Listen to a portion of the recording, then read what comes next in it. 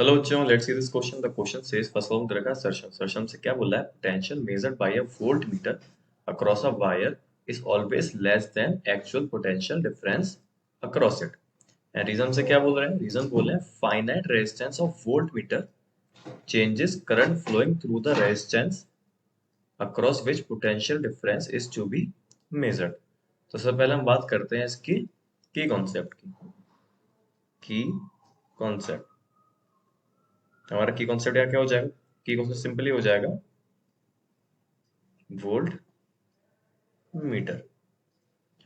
तो सबसे पहले हम समझते हैं कि हमारा जो असर्शन है वो बोल क्या रहा है। तो पहले हम एक सेटअप देखते हैं। हम एक सर्किट बनाते हैं। सर्किट हमारा क्या है कि एक हमारा एक रेजिस्टेंस है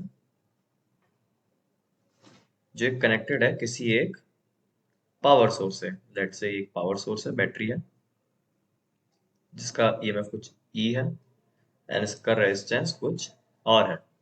तो हमें इस वायर के अक्रॉस, जो हमारा ए बी वायर है, इस वायर के अक्रॉस हमें पोटेंशियल मेजर करना है। तो हम क्या करेंगे, इस रेजिस्टेंस के पैरेलल हम एक वोल्ट मीटर कनेक्ट कर देंगे।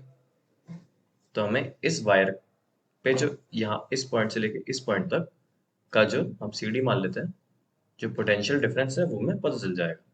और सर्जन क्या बोला? सर्जन बोल रहा है कि जो पोटेंशियल मेजर करेगा वोल्ट मीटर इस सेटअप में, जो हमारा सेटअप वन है, वो हमेशा लेस देन होगा देन एक्चुअल पोटेंशियल डिफरेंस। जो हमारा एक्चुअल होगा, हमारा एक्चुअल क्या होगा?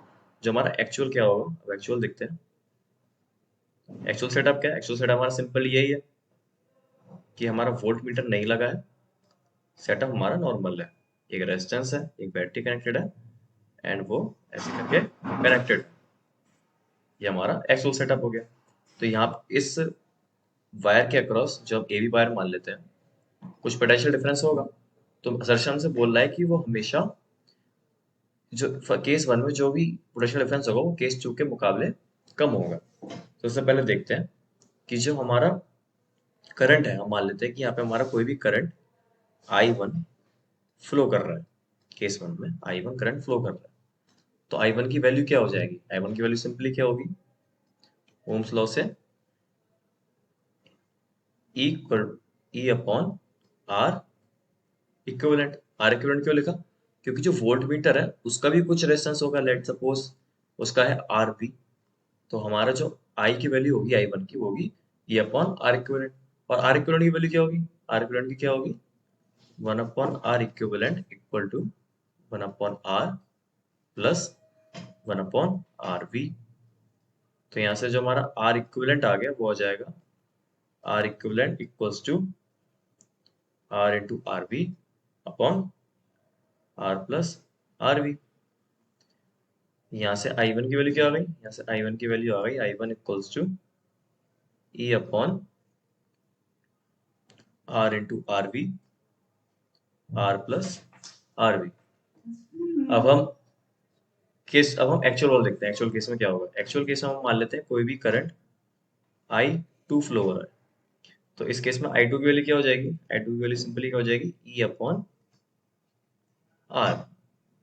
तो हम देख पा रहे हैं कि जो दोनों की वैल्यू है वो डिफरेंट है। दोनों की वैल्यू डिफरेंट है। और जो हमारा potential measured bye volt meter cross a wire is always less than actual potential.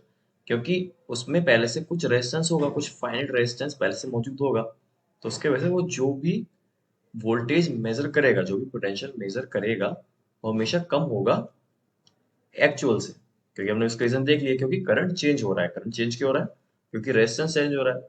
क्योंकि वोल्ट मीटर कुछ ना कुछ फाइनाइट रेजिस्टेंस हमेशा होता ही है। तो जो हमारा असर्शन है वो ठीक हो जाएगा।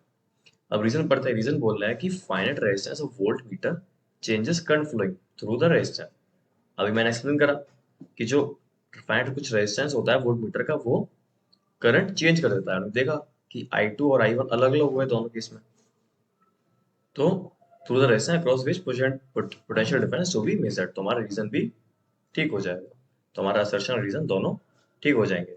तो हम पहले ऑप्शन देखते हैं, ऑप्शन क्या क्या है।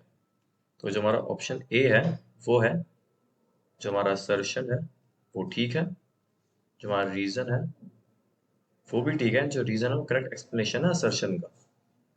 ऑप्शन बी हो जाएगा, जो हमारा असर्शन है वो ठीक है, जो रीजन है वो भी ठीक है, बट जो रीजन है वो करेक्ट एक्सप्लेनेशन नहीं है असर्शन का।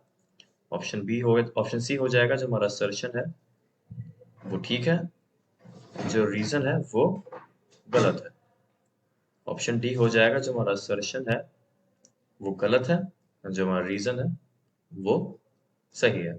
इस केस में दोनों सही है, एंड जो रीजन है वो सही एक्सप्लेन भी कर रहा है, क्योंकि मैंने रीजन बताया है कि इसका रीजन क्या है कि जो वोल्ट मीटर का फाइनाइट रेजिस्टेंस है वो करंट की वैल्यू चेंज कर देता है, तो वो सही एक्सप्लेन भी कर रहा है। तो कौन सा ऑप्शन सही हो जाएगा? तो हमारा ऑप्शन ए सही हो जाएगा। So the right answer is option A. I hope you understand. All the best.